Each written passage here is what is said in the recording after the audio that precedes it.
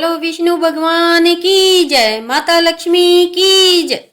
प्रिय श्रोताओं, आप सभी का हमारे YouTube चैनल त्योहार गाइड पर स्वागत है। आप सभी को नरक चतुर्दशी की हार्दिक शुभकामनाएं। दीपावली पर्व के ठीक एक दिन पहले मनाई जाने वाली नरक चतुर्दशी को छोटी दिवाली, रूप चौदस और काली चौदस भी कहा जाता है। ऐसी मान्यता है कि कार्तिक कृष्ण चतुर्दशी की विधि विधान से पूजा करने वाले व्यक्ति को सभी पापों से मुक्ति मिल जाती है। इस दिन शाम को दीपदान करने की प्रथा है, जिसे यमराज जी के लिए किया जाता है। हालांकि धनतेरस को भी यम दीपक जलाया जाता है। यह दिन मृत्यु, मोक्ष और नकारात्मक शक्तियों से मुक्ति से भी जुड़ा है। यह दिन है नरक के कष्टों से मुक्ति पाने का। नरक चतुर्दशी की पौराणिक कथा नरकासुर के वध और 16,000 कन्याओं की मुक्ति से जुड़ी है। वैसे तो पुराणों में नरक चतुर्दशी से जुड़ी हुई बहुत सारी कथाएं हैं, लेकिन उनमें से एक बहुत ही प्रचलित और पौराणिक कथा आज आपको सुनाते हैं। आप सभी ध्यान पूर्वक इस कथा को पूरा अवश्य सुनिए। नरकासुर नामक एक महान पराक्रमी राक्षस था, जो भूमि से उत्पन्न हुआ था। उसने देवराज इंद्र और संपूर्ण देवताओं को युद्ध में जीतकर देव माता अदिति के 2 तेजस्वी कुंडल छीन लिए थे। साथ ही देवताओं के तरह तरह के रत्न, इंद्र का ऐरावत हाथी, उच्चैश्वरा घोड़ा, कुबेर के मणि माणिक्य आदि और पद्म निधि नामक शंख भी ले लिए थे। वह आकाश में विचरण करने वाला था और आकाश में ही नगर बनाकर उसके भीतर निवास करता था। एक दिन संपूर्ण देवता उसके भय से पीड़ित हो सचिपति इंद्र को आगे कर अन्यास महान कर्म करने वाले भगवान श्री कृष्ण की शरण में गए। श्री कृष्ण ने भी नरकासुर की सारी चेष्टाएं सुनकर देवताओं को अभय दान देकर विनीता नंदन गरुड़ का स्मरण किया। सर्वदेव वंदित महाबली गरुड़ उसी समय भगवान के सामने हाथ जोड़े उपस्थित हो गए। भगवान सत्यभामा के साथ गरुड़ पर सवार हुए और मुनियों के द्वारा अपनी स्तुति सुनते हुए उस राक्षस के नगर में गए। जैसे आकाश में सूर्य का मंडल दीप्यमान होता है, उसी प्रकार उसका नगर भी उदास हो रहा था।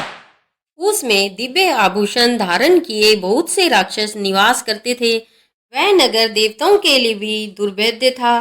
भगवान ने उसके कई आवरण को तेज चक्र से काट डाला, ठीक उसी तरह जैसे सूर्य अंधकार को नष्ट कर देते हैं। आवरण कट जाने पर समस्त राक्षस शोल उठाए सैकड़ों और हजारों के झुंड बनाकर युद्ध करने के लिए चल पड़े। विजय की इच्छा रखने वाले निशाचर, तोमर, बिंदी पाली और पट्टिश आदि अस्त्र शस्त्रों से भगवान श्री कृष्ण पर प्रहार करने लगे। तब भगवान श्री कृष्ण ने भी सारंग धनुष लेकर उनके दिव्य अस्त्र शस्त्रों को काट डाला और अग्नि के समान तेजस्वी वाणों से उन सब का संहार आरंभ किया। इस प्रकार समस्त राक्षस मारे जाकर पृथ्वी पर गिर पड़े। संपूर्ण दानवों का वध कर कमल नयन भगवान पुरुषोत्तम ने 5 जन्य नामक शंख बजाया। शंखनाद सुनकर पराक्रमी दैत्य नरकासुर दिव्य रथ पर आरूढ़ होकर भगवान से युद्ध करने के लिए आया। उन दोनों में अत्यंत भयंकर घमासान युद्ध हुआ, जो रोंगटे खड़े कर देने वाला था। वे दोनों बरसते हुए मेघों की तरह हजारों बाणों की झड़ी लगा रहे थे।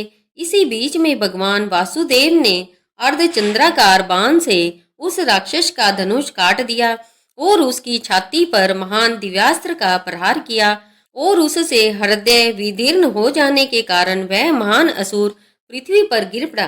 तब भूमि की प्रार्थना से भगवान श्री कृष्ण उस राक्षस के समीप गए और बोले, तुम कोई वर मांगना चाहते हो तो तुम कोई वर मांगो। यह सुनकर राक्षस ने गरुड़ पर बैठे हुए भगवान श्री कृष्ण से कहा, संपूर्ण भूतों के स्वामी श्री कृष्ण, मुझे वरदान की कोई आवश्यकता नहीं, फिर भी दूसरे लोगों के हित के लिए आपसे एक उत्तम वर मांगता हूँ। मधुसूदन, जो मनुष्य मेरी मृत्यु के दिन मांगलिक स्नान करे, उन्हें कभी नरक की प्राप्ति ना हो। एवं अस्तु कहकर भगवान ने उसे वह वर दे दिया। नरकासुर ने ब्रह्मा और शिव आदि देवताओं द्वारा पूजित वज्र और वैदुर्य मणि से बने हुए नूपुर से सुशोभित और शरद काल के खिले हुए कमल के समान कोमल भगवत चरणों का दर्शन करते हुए अपने प्राणों का परित्याग किया और श्री हरि का सानिध्य भी प्राप्त कर लिया। इसके बाद देवता और महर्षि आनंद मग्न होकर भगवान के ऊपर फूलों की वर्षा और स्तुति करने लगे। इसके बाद कमल नयन भगवान श्री कृष्ण ने नरकासुर के नगर में प्रवेश किया और उसने बलपूर्वक जो देवताओं का धन लूट लिया था वो सब उन्हें वापस कर दिया। देव माता अदिति के दोनों कुंडल, उच्चस्वरा घोड़ा, ऐरावत हाथी और दीप्तिमान मणिमय पर्वत, ये सारी वस्तुएं भगवान ने इंद्र को दे दी। बलवान नरकासुर ने समस्त राजाओं को जीत कर सभी राष्ट्रों से जो 16,000 कन्याओं का अपहरण किया था वे सब की सब उसके अंतःपुर में कैद थी। सैकड़ों कामदेव की शोभा को तिरस्कृत करने वाले महापराक्रमी श्री कृष्ण को देखकर उन सब ने उन्हें अपना पति बना लिया। तब अनंत रूप धारण करने वाले भगवान गोविंद ने एक ही लगन में उन सब का पानी ग्रहण किया। नरकासुर के सभी पुत्र पृथ्वी देवी को आगे कर कर भगवान गोविंद की शरण में गए। तब दयानिधि भगवान ने उन सब की रक्षा की और पृथ्वी के वचनों का आदर करते हुए उन्हें नरकासुर के राज्य पर स्थापित कर दिया। भगवान के प्रति भक्ति की कहानियां तो आप सभी ने बहुत सुनी होगी और आप सभी यह भी जानते होंगे कि दो तरह के लोग होते हैं। एक वह जो भगवान में अटूट श्रद्धा, अटूट विश्वास रखते हैं और भगवान को मानते हैं। दूसरे वे लोग जो भगवान में ना तो आस्था रखते हैं और ना ही यह स्वीकार करने को तैयार होते हैं कि भगवान है। यानी कि दो तरह के लोग होते हैं, आस्तिक जो भगवान को मानते हैं और नास्तिक जो भगवान को बिल्कुल भी नहीं मानते। अब भगवान के प्रति जिस जिस के मन में भक्ति होती है भगवान तो अपने ऐसे भक्तों की हमेशा सुनते हैं। हाँ, यह बात जरूर है कि कभी कभी भगवान कुछ देर से सुनते हैं लेकिन सुनते जरूर है। और देर से सुनने के पीछे भी कारण यही होता है कि सभी को अपने अपने जो भी कर्म है, चाहे वह इस जन्म के हो या पूर्व जन्म के हो, जरूर भुगतने होते हैं। अगर पूर्व जन्म में हमने बहुत पाप किए हों और इस जन्म में हम केवल भगवान में ही रमे हुए हों, भगवान की ही भक्ति कर रहे हों, इस जन्म में हमने कोई पाप ही नहीं किए हों, तब भी हमें इस जन्म में अपने पूर्व जन्म के पापों का फल भोगना पड़ेगा। और भगवान भी जब तक हमारे पाप पुण्य का हिसाब किताब बराबर नहीं हो जाता तब तक अपनी कृपा करते ही नहीं है। ऐसे ही एक कहानी है एक बूढ़े बाबा की। एक बूढ़े बाबा जो अपने पूरे जीवन भर श्री राम नाम जपते रहे, भगवान की भक्ति करते रहे और अब वे बूढ़े हो चुके थे। सिर्फ बूढ़े नहीं हुए थे बल्कि इतने कमजोर हो चुके थे कि अब वे बिना किसी की सहायता के अपनी जगह से हिलडुल भी नहीं सकते थे, उठ भी नहीं सकते थे। ऐसी स्थिति में भी उन्होंने अपने मुंह से राम नाम को अपने से अलग नहीं होने दिया। कष्ट चाहे कितना भी था, बुढ़ापा उन्हें चाहे कितना भी सता रहा था, लेकिन उनके मन में राम नाम और हृदय में भक्ति बराबर जगी हुई थी। सारा दिन बिस्तर पर पड़े पड़े वह बूढ़े बाबा बस राम नाम जपते रहते और राम नाम लेने के कारण उन्हें अपनी तकलीफों को बर्दाश्त करने की शक्ति भी मिल रही थी। वह बूढ़े बाबा इतने कमजोर हो गए थे, इतने निशक्त हो गए थे कि अपने नित्य कर्म भी वे अकेले उठकर नहीं कर सकते थे। उनके परिवार में उनके 2 बेटे भी थे, तो वे ही उनके नित्य कर्म करने में उनकी सहायता किया करते थे। जब बीमारी के कारण, बुढ़ापे के कारण बूढ़े बाबा बिस्तर से लग गए, तब शुरुआत में तो उनके बेटे बिना कुछ कहे खुद ही अपने बूढ़े बाबा की सहायता कर दिया करते थे। फिर धीरे धीरे यह हुआ कि जब उनके पिता उन्हें आवाज लगाकर बुलाते तब वे आते। फिर धीरे धीरे यह होने लगा कि कई आवाजें लगाने के बाद वे उनकी सहायता करने के लिए आते। इस प्रकार जैसे तैसे समय बीतता गया और अब तो वे 4-5 बार आवाज लगाने के बाद भी बड़ी मुश्किल से आते और यहाँ तक कि कभी कभी रात के समय बूढ़े बाबा को उनकी सहायता की आवश्यकता होती तो वे बुलाने पर भी नहीं आते। अब हालात ऐसे हो चले थे कि अक्सर बूढ़े बाबा अपना बिस्तर ही गंदा कर दिया करते थे। यह बुढ़ापा कुछ ऐसा ही होता है। कभी कभी इस बुढ़ापे के कारण ऐसे ऐसे दिन देखने पड़ते हैं जो शायद कभी किसी ने सोचा भी नहीं होगा। बूढ़े बाबा असहाय हो चुके थे, सिर्फ अपने बेटों के और अपने भगवान के भरोसे बिस्तर पर पड़े हुए थे। आवाज लगाते लगाते बूढ़े बाबा का गला सूख जाया करता था और जब तक उनके बेटों से उन्हें सहायता नहीं मिलती तब तक वे ऐसे ही गंदे बिस्तर में पड़े रहते। बुढ़ापा और कमजोरी बढ़ती जा रही थी। बूढ़े बाबा की नजरें भी अब कमजोर हो चुकी थी। इतनी बदहाली में भी बूढ़े बाबा ने अगर किसी का साथ नहीं छोड़ा था तो वह था राम नाम का जाप। मन में हर समय होठों पर सिर्फ राम नाम बसा रहता था। एक दिन की बात है, बूढ़े बाबा को शौच करना था। अक्सर बिस्तर गंदा हुआ देखकर उनके बेटे भी उन्हें डांटने फटकारने लगते। एक दिन की बात है, बूढ़े बाबा को शौच जाना था। उन्होंने किसी प्रकार हिम्मत बटोर कर किसी तरह अपने बेटों को आवाज लगाई। आवाज लगाते ही अगले ही पल किसी ने उनका हाथ बड़ी कोमलता से पकड़ लिया और उन्हें बड़े आराम से नित्य कर्म करवा कर उनके बिस्तर पर लिटा भी दिया। बूढ़े बाबा की नजरें बहुत कमजोर हो चुकी थी। उन्हें यह भी नहीं दिखाई देता था कि सामने जो उनकी मदद कर रहा है वह उनका कौन सा बेटा है। कानों ने भी अब साथ छोड़ दिया था। उन्हें सुनाई भी बहुत कम पड़ता था। बूढ़े बाबा को बड़ा आराम मिला। अब तो हर दिन का यह काम हो गया था कि जब भी बूढ़े बाबा आवाज लगाते अगले ही पल उनकी सहायता करने के लिए कोई आ जाता और उनके सारे काम कराकर वहां से चुपचाप चला भी जाता। बूढ़े बाबा की नजरें और कान दोनों ही बूढ़ी हो चुकी थी, कमजोर हो चुकी थी। ना उन्हें ठीक से दिखाई देता था, ना ही उन्हें सुनाई देता था। लेकिन बूढ़े बाबा इतना सब कुछ होने के बाद भी इतना तो समझ रहे थे कि एक बार आवाज लगाने पर ही आने वाला उनका कोई बेटा तो नहीं हो सकता और ना ही यह स्पर्श उनके बेटों का था। आखिरकार यह था कौन? फिर एक दिन जब बूढ़े बाबा ने अपने नित्य कर्म करने के लिए अपने बेटों से सहायता मांगी तो अगले पल फिर से वही मुलायम हाथों वाला स्पर्श उन्हें महसूस हुआ। सारा काम खत्म करने के बाद बूढ़े बाबा ने आखिरकार उस व्यक्ति का हाथ पकड़ लिया और उससे पूछा, बताओ तुम हो कौन? आज मुझे सच सच बताओ, तुम कौन हो? क्यों मेरी सहायता करते हो? तुम मेरे बेटे तो नहीं हो सकते। बूढ़े बाबा के सवाल के साथ ही अचानक उनके कमरे में बहुत तेज रोशनी हुई और प्रभु ने अपने दिव्य अवतार में वहां बूढ़े बाबा को दर्शन दिए। कहाँ तो कमजोर आंखों से बूढ़े बाबा को किसी भी चीज को देख पाना बड़ा मुश्किल था और वहीं वह बूढ़े बाबा भगवान के दिव्य रूप को स्पष्ट रूप से पूरी तरह से प्रत्यक्ष देखने में समर्थ हो गए।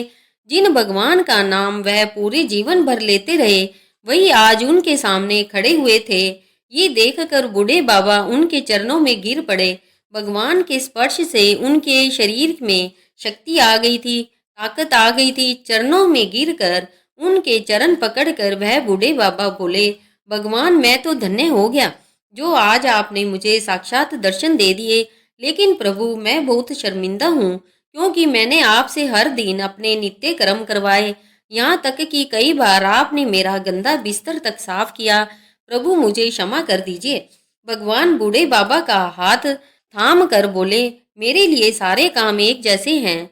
अगर वह काम मुझे अपने भक्तों के लिए करने पड़े तो मुझे यह काम करने में बड़ी खुशी मिलती है। बूढ़े बाबा ने हाथ जोड़कर भगवान से कहा, प्रभु प्रभु आप यह सब करने के बजाय मुझे मुक्त क्यों नहीं कर देते?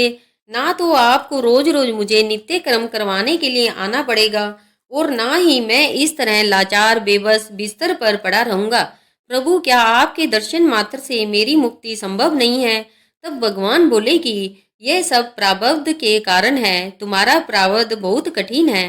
तुमने पूर्व जन्म में ऐसे ऐसे कर्म किए हैं जिसके कारण इस जन्म में इतनी जल्दी उनसे मुक्त हो पाना संभव नहीं है। अगर तुम्हारे पूर्व जन्म में पुण्य अधिक होते तो मेरे दर्शन मात्र से आज तुम मुक्त हो जाते। मैं चाहूँ तो तुम्हें अभी अभी मुक्त कर सकता हूँ, लेकिन फिर होगा यह कि अगले जन्म में तुम्हें फिर से प्रारब्ध भोगने के लिए आना पड़ेगा। इसलिए मैं तुम्हें खुद तुम्हारे पूर्व जन्म के सभी पापों से मुक्त करवाने के लिए इस समय सहायता कर रहा हूँ। ऐसा कहकर भगवान वहीं अंतर ध्यान हो गए। फिर कुछ महीने इसी प्रकार तकलीफें झेलने के बाद आखिरकार उन बूढ़े बाबा को मुक्ति मिल गई। अब हम माँ लक्ष्मी की एक बहुत ही सुंदर कहानी सुनते हैं। आशा करते हैं माँ लक्ष्मी हम पर भी इसी तरह कृपा बरसाएगी। एक बार की बात है, भगवान नारायण माता लक्ष्मी से बोले, लोगों में कितनी भक्ति बढ़ गई है, सब लोग नारायण नारायण ही कहते रहते हैं। लक्ष्मी जी बोली, लोगों में आपको पाने के लिए नहीं, मुझे पाने के लिए भक्ति बढ़ गई है। भगवान बोले, अगर ऐसा होता तो लोग नारायण नारायण की जगह लक्ष्मी लक्ष्मी का जाप करते। माता लक्ष्मी ने कहा, अगर विश्वास न हो तो परीक्षा हो जाए।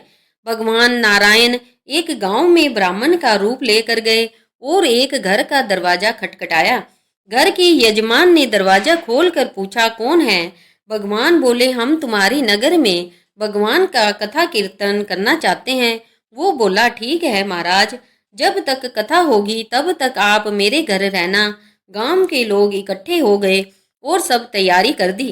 पहले दिन कुछ लोग आए, अब भगवान स्वयं कथा कर रहे थे तो सत्संग बढ़ गया। दूसरे दिन, तीसरे दिन और भीड़ हो गई। भगवान खुश हो गए कि कितनी भक्ति है लोगों में। माता लक्ष्मी ने सोचा, अब देखा जाए कि क्या चल रहा है। लक्ष्मी माता एक साधारण सी औरत का रूप लेकर उस नगर में पहुंची। एक महिला ताला बंद कर कर कथा में जा रही थी। लक्ष्मी माता उसके द्वार पर पहुंची और बोली, बेटी जरा पानी पिला दो।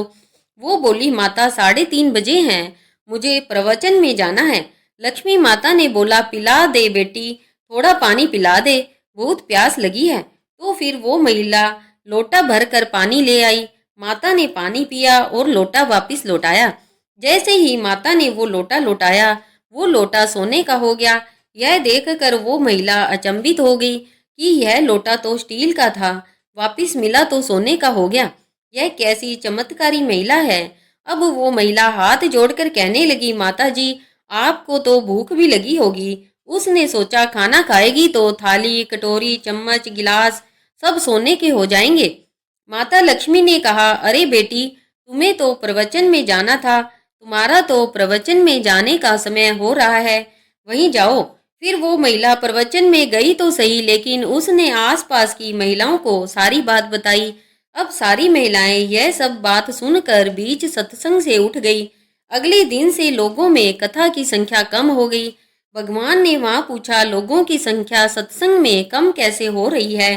किसी ने कहा, अरे गांव में एक चमत्कारी औरत आई है, जिसके घर दूध पीती है गिलास सोने का हो जाता है, थाली में खाती है तो थाली सोने की हो जाती है। उसी कारण लोग प्रवचन में नहीं आते। भगवान नारायण समझ गए कि लक्ष्मी जी का आगमन हो चुका है। इतनी बात सुनकर उन्होंने देखा कि जिन सेठ जी ने प्रवचन की व्यवस्था की थी, वो भी वहां से उठ खड़े हुए और खिसक लिए और वो पहुंचे माँ लक्ष्मी के पास और बोले, माता, मैं तो भगवान की कथा का आयोजन कर रहा था, आपने मेरे घर को तो छोड़ ही दिया। माता लक्ष्मी ने कहा, मैं तुम्हारे घर तो सबसे पहले ही आने वाली थी, लेकिन तुमने अपने घर जिस कथा कहने वाले को ठहराया है ना, वो चला जाएगा तभी मैं आऊंगी। सेठ जी बोले, इतनी सी बात है, मैं अभी उनको धर्मशाला में कमरा दिलवा देता हूँ।